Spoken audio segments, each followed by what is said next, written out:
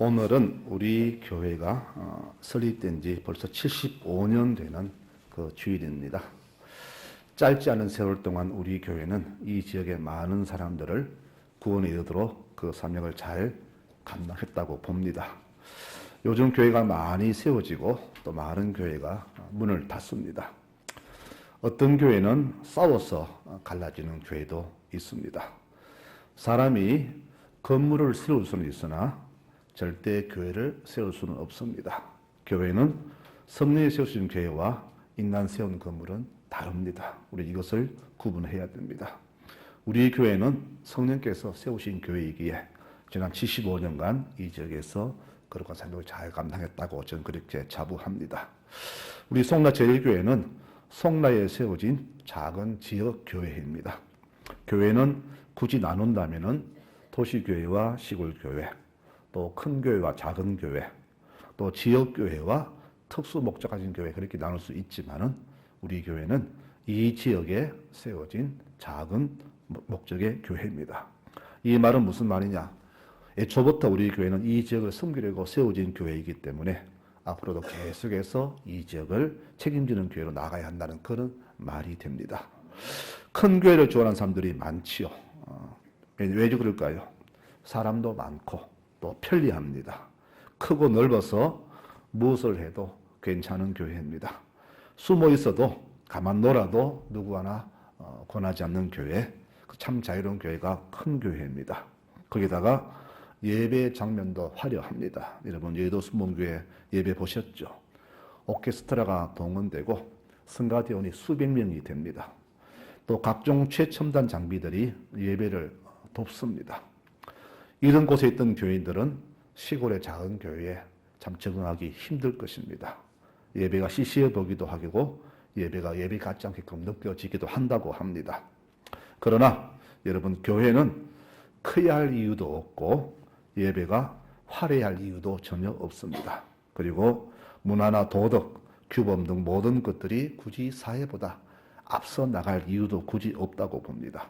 교회는 그저 말없이 이 지역을 품고 이 봉사와 선교의 사명을 잘 감당하면 아름다운 교회라고 저는 그렇게 봅니다.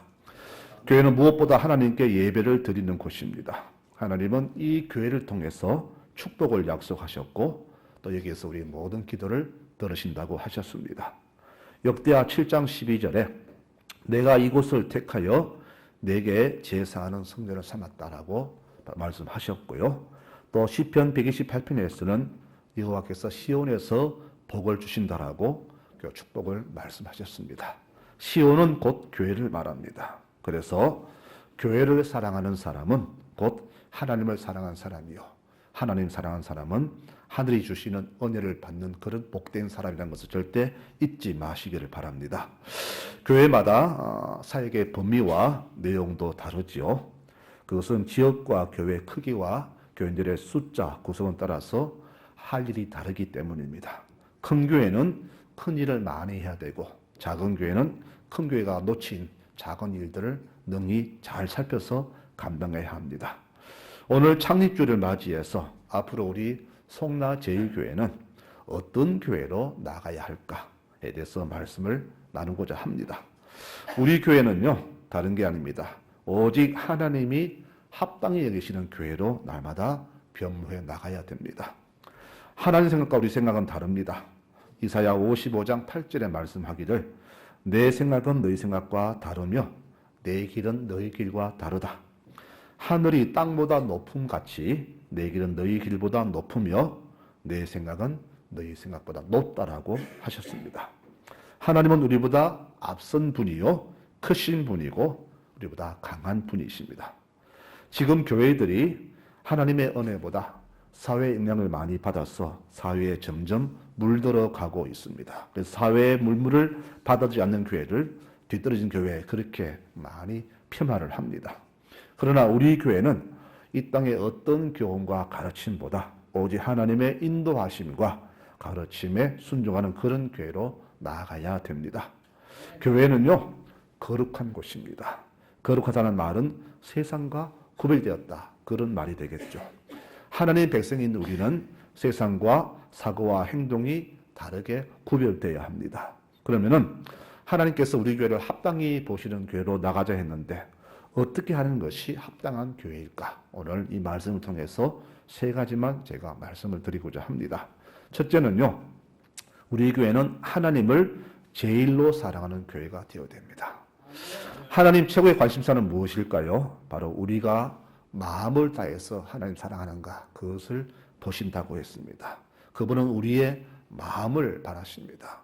행동도 보시지만은 무엇보다 내 마음이 정말로 하나님을 사랑하는가, 그것을 중히 보십니다. 그래서 오늘 그 마음으로 사랑하는 기준을 제시하셨는데 바로 혈육을 제시하셨어요. 부모나 자녀를 나보다 더 사랑하는 자는 내게 합당치 않다라고 분명히 선을 그어주셨습니다. 세상에서 제일 귀하고 가까운 사이가 바로 혈육이잖아요. 내 부모님, 또 내가 낳은 자녀들.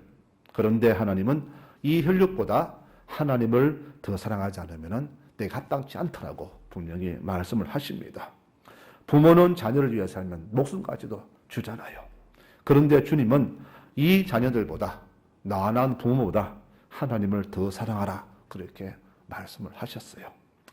베드로는 주를 위해서 가족도 버렸고 요한과 야고보 형제는 바로 많은 유산도 포기했으며 세무공무원 마태는 그 신의 직장도 포기하고 주님을 따랐습니다. 혈육도 재물도 명예도 다 버리고 오직 주만 따라 나섰습니다. 주님, 우리는 주님을 위해서 집도 절도 논밭도 다 버리고 따랐습니다 라고 고백하자 주께서 축복을 선포하셨어요. 여러분, 하나님께는 절대 공짜가 없습니다. 여러분 꼭 기억하십시오. 사람은 공짜를 바라지만은 하나님은 절대 공짜의 하나님이 아닙니다. 누구든지 나를 위해서 또 복음을 위해서 집이나 밭이나 형제나 자매나 토지를 버린 사람은 현세에서 모든 것을 100배나 받을 것이며 내세에서는 영생을 얻을 것이다. 분명히 100배 넘는 축복을 약속하셨습니다. 하나님이 가장 인정하셨던 사람이라고 여기는 위대한 사람 모세를 공부해 보니까요, 모세는 정말로 가정이 불한 사람이었어요. 그는 부부관계가 최악이었던 사람입니다. 아내 시보라는 남편의 그 사역을 절대 거부하였고 끝내는 두 아들 데리고 고향으로 가버렸습니다. 자동 이혼이죠. 그런데 수백만 백성을 인도해야 할 모세에게 아내의 빈자리는 너무나 컸습니다. 그래서 그 자리에 구수 여인을 데려와서 재혼을 하지요. 그러자 비난이 쇄도합니다. 어디 여자가 없어서 저 따위 여인을 데리고 오느냐 하면서 누나 미디암이 아주 신랄하게 동생을 비난합니다. 사실 모세 이 처씨는 지도자로서 모범은 안 된 행동은 맞습니다. 그런데 하나님은 모세를 인정하셨어요.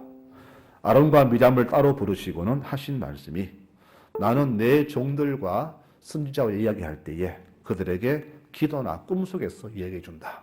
하지만 모세와는 직접 얼굴을 맞대고 이야기하는 그런 친한 사이이다.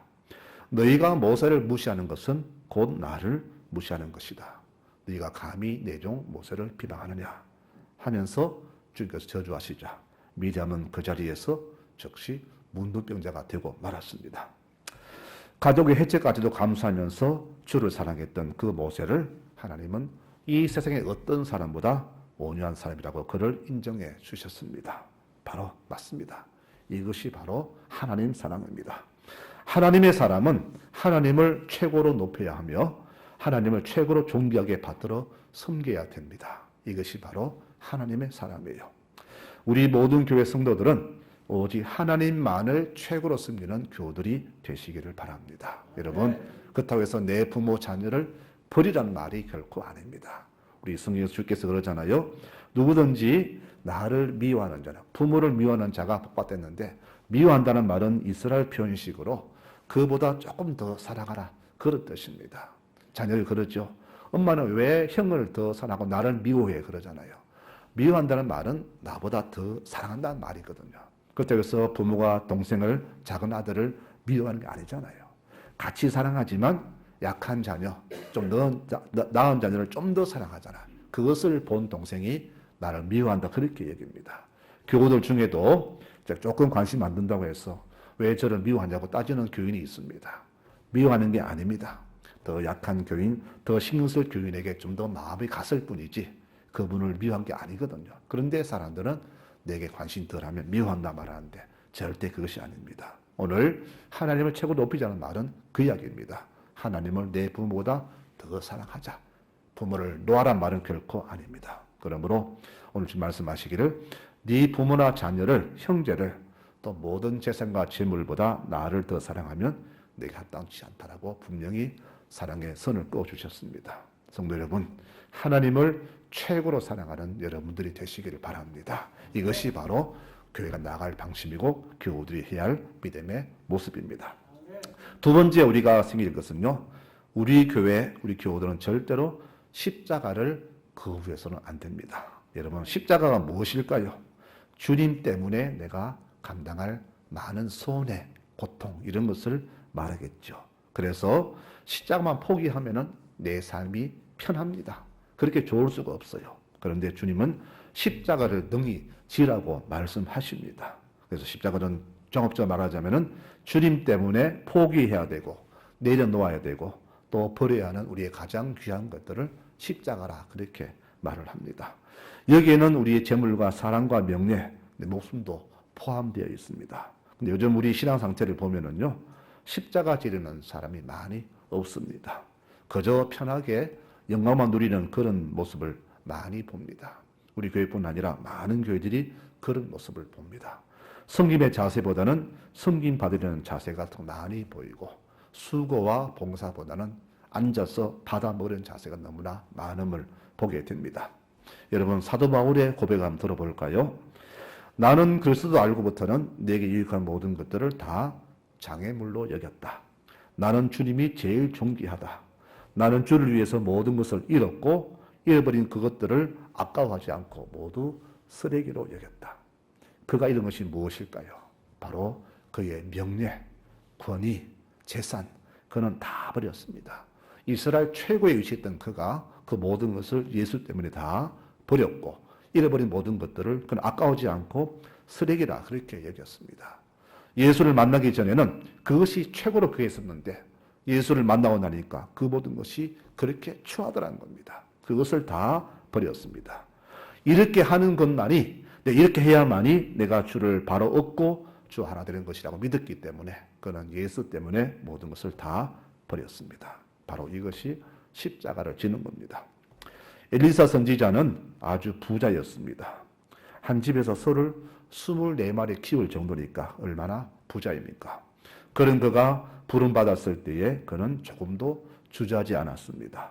놀라운 것은요, 혹자 내가 이 길을 가다가 힘들면 돌아올까 싶어서 아예 다리를 끊어버립니다. 소를 잡아서 동네 잔치에 버립니다. 이 잔치는 나는 이제부터 하나님의 사람이니까 다시 나를 찾지 마시오라는 그런 결단입니다. 그 잔치 버리고는 소가 맬 멍에까지 다 불태워버립니다. 아예 돌아올 길을 끊어버린 것이죠. 이 말은 주님이 아니면 안 된다는 그런 결단입니다. 바로 이 모습이 십자가를 지는 겁니다. 지금 우리는 스스로 자기에게 자화자찬하죠. 나는 세상에서 잘하고 있다. 지혜롭다라고 스스로 자부하지만 사실은 그렇지 않습니다.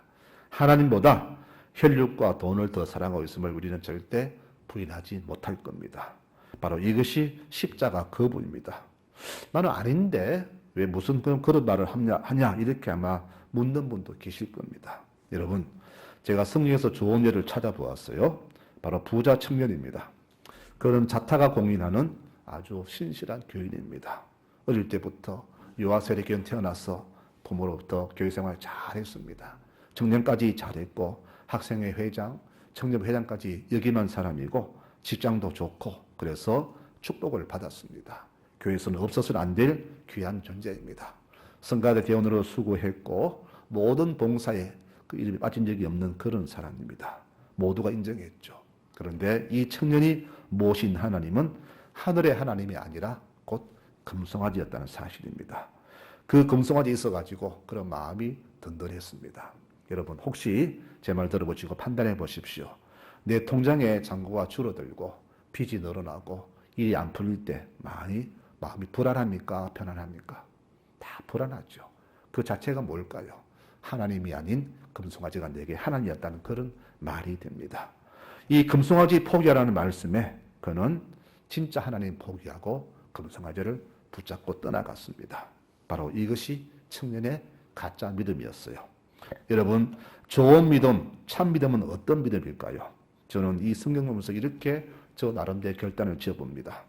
하나님께 아끼지 않는 마음, 또 이웃에게 베풀기에 인색하지 않는 그런 마음이 참된 믿음이라 저는 그렇게 봅니다.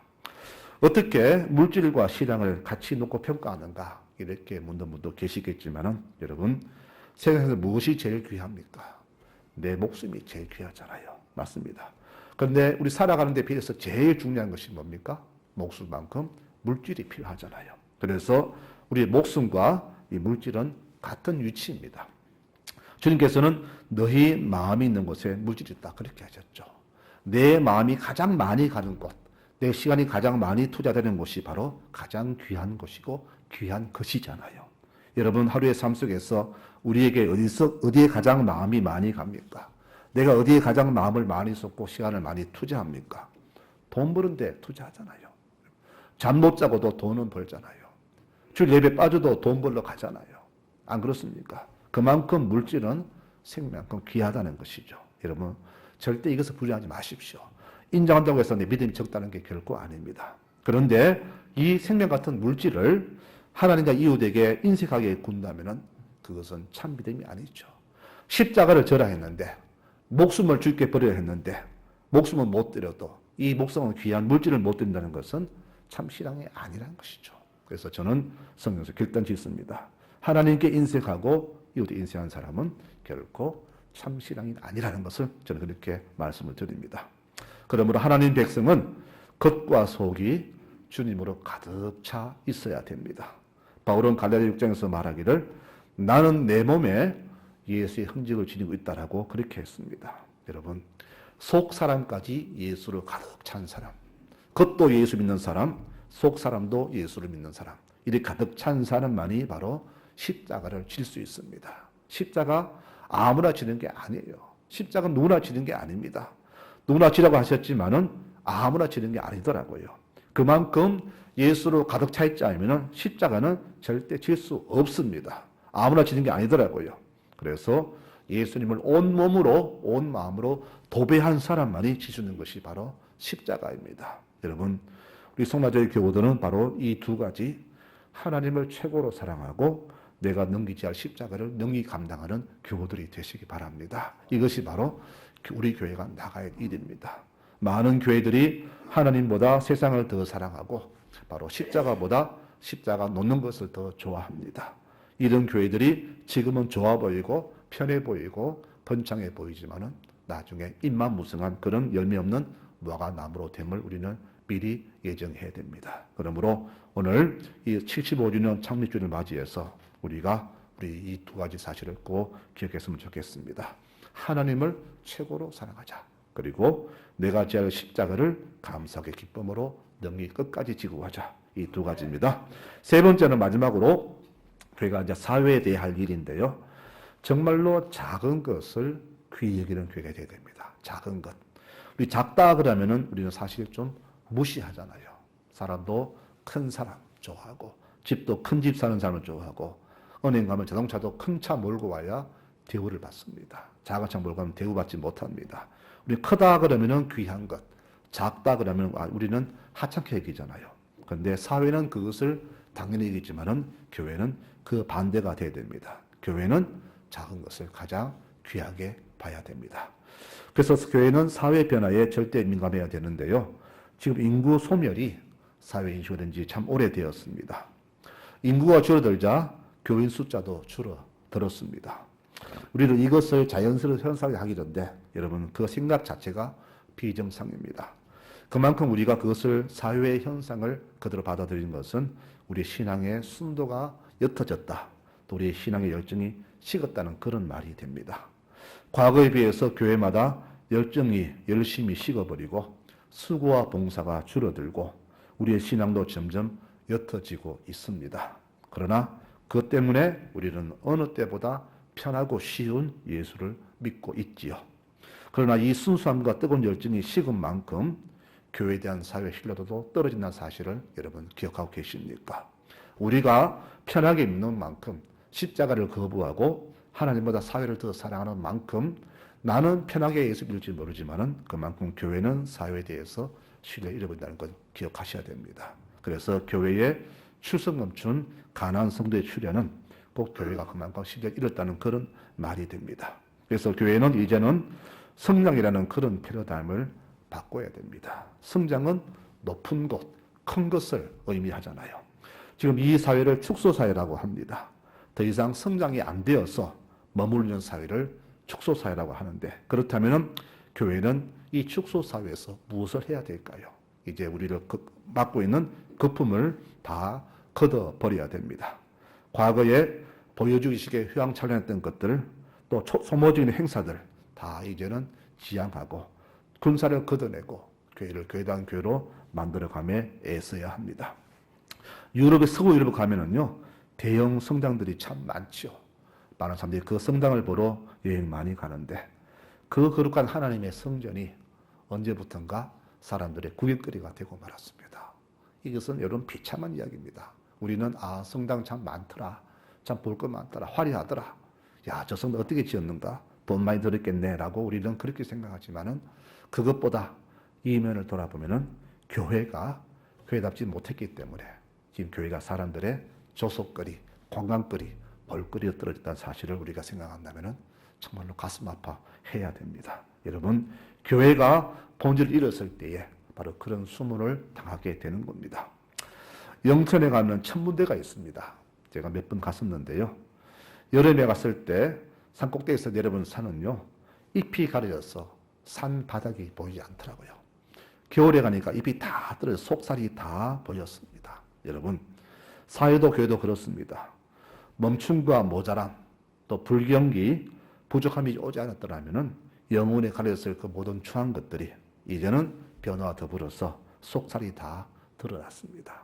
교회도 이렇게 코로나, 경기 침체, 인구 침체가 아니었다면 계속해서 성장 나갔다면 교회의 민낯을 볼 수 없었을 것인데, 이제 그것 때문에 오히려 우리는 위기라 말하지만은 오히려 교회의 비계 은혜를 보게 되었고, 우리가 보지 말아야 할 것들을 보게 되는 그런 시대에 다다랐습니다.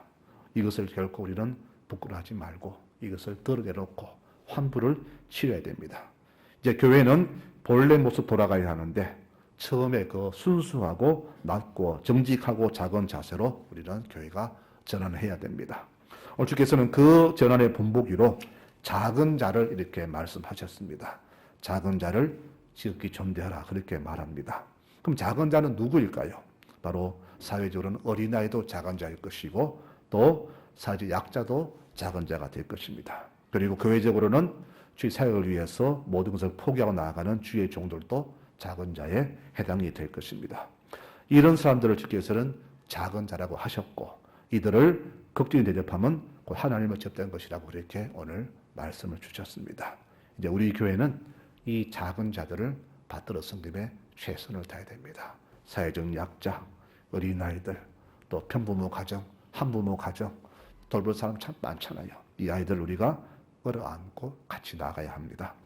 마태복음 25장에는 세 가지 비유 나오는데, 열처녀 비유가 나오고요, 그리고 달란트 비유가 나옵니다. 그 세 번째 비유가 양과 염소 비유인데, 주께서 이 두 무리에게 하신 축복이 다릅니다. 양무리에게는 축복하시는데 그들이 말합니다.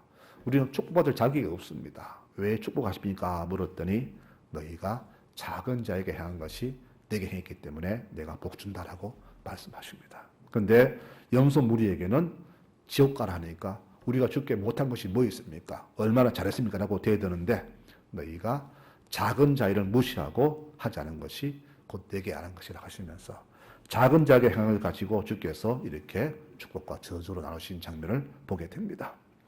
교회는 세상에서 제일 낮은 곳이고 또 제일 작은 곳이 되어야 합니다. 하나님의 은혜는 낮고 천한 곳에 임합니다. 여러분, 계곡 가면은 물이 거의 움직이가 많잖아요. 물이 많이 거의 능력일수록 더 깊이 파지고 낮은 곳이 물이 많이 고일 곳이잖아요. 이처럼 하나님의 은혜가 넘쳐 흐르게 하려면은 우리에게는 점점 더 이전보다 낮고 천한 곳으로 깊이 내려가야 됩니다. 그래야 주의 은혜가 더 많이 넘쳐나는 것을 우리가 깨닫게 될 것입니다. 여러분, 지금 우리 송라교회는 주 은혜가 넘쳐나는 교회인가요? 아닌가요? 한번 물어보십시다. 우리 교회는 오직 하나님의 은혜를 더 사모하며 날이 갈수록 더 작아지고 낮아지고 깊어지는 교회로 변모되어야 합니다. 그래서 이 지역을 위해서 더 잘 섬기기 위해서 더 낮은 자세로 섬기는 그런 교회로 날마다 탈바꿈해야 될 것입니다. 시골의 대부분은 인구가 소멸되면서 고령화된 지 오래되었고 아이들은 찾기가 힘들며 앞으로 언제쯤이나 교회 문을 닫아야 할지 고민하는 그런 시대가 되었습니다. 이 위기의 시대에 우리 교회는 이제 어떻게 해야 할까요? 이대로 문을 닫아야 될까요? 저는 아니라고 봅니다. 위기는 곧 하나님의 은혜를 받들어 이끌어낼 그런 좋은 기회입니다. 우리 교회는 이 위기를 변화의 계기로 삼아야 됩니다. 창립 초기부터 지금까지 75년간 숱한 아픔과 고통을 많이 겪은 교회였죠. 그러나 이 모든 고통들은 우리 교회를 반석 위에 세우기 위한 하나님의 귀한 은혜였다는 것을 우리는 절대 기억해야 됩니다. 고통이 있었기 때문에 단단해졌고 비가 왔기 때문에 땅은 더 굳어진 것이잖아요. 날마다 평안했다면 우리는 귀한 것을 몰랐을 것인데 날마다 풍성했다면 작은 것을 몰랐을 것인데 모자라고 아프고 힘들었기 때문에 작은 것을 돌아보게 되었고 아픈 자를 돌아보게 되었고 적은 자를 살펴보게 되었던 것이 아니겠습니까? 이제 우리 이 교회는 이 위기의 시대에 오직 하나님만을 최고로 섬기는 교회로 나가야 될 것이고 내 십자가를 감사하게 지는 그런 희생의 눈물 흘린 교인들로 넘쳐나야 될 것이고 그리고 작고 낮은 자를 받들어 섬기는 그런 겸손한 교회로 나아가야 될 것입니다. 우리가 이거 나아갈 때 우리 교회는 분명히 인구 소멸 위기에서도 우리 교회는 분명히 살아남게 될 것입니다. 여러분 살아남아야 복이 있습니다. 3년간 가뭄이 있었지만은 하나님이 보호하신 엘리야는 가뭄 속에서 걷더니 살아났습니다. 그와 더불어 그 살했던 과부 가정도 또 다시 부활이 되었습니다. 우리 교회는 살아남아야 합니다. 어떻게요? 아까 드린 세 가지 우리 교회의 지침대로 나아가면 교회는 분명히 이 땅에 그들이 존재하게 될 것입니다. 다른 교회처럼 100년을 넘어서서 주님 오시는 그날까지 이 땅에서 구원의 방주 역할을 능히 감당하는 교회가 되어야 됩니다. 이 모든 일은 우리 속한 모든 교우들이 이렇게 살아갈 때에 그렇게 감당할 수가 있다는 사실을 절대 잊지 마시기 바랍니다. 교회가 교회의 본질을 잊지 않고 하나님의 사랑과 십자가 사랑을 기억하면서 이웃 사랑의 정신을 늘 품고 실천할 때 송라제일교회는 75년이 아니라 750년도 넘게 이 땅에 존재하는 교회가 될 것입니다. 이 모든 일을 위해서 애쓰고 수고하는 우리 송라제일교회 모든 교우들이 되시기를 간절히 축원합니다. 아멘.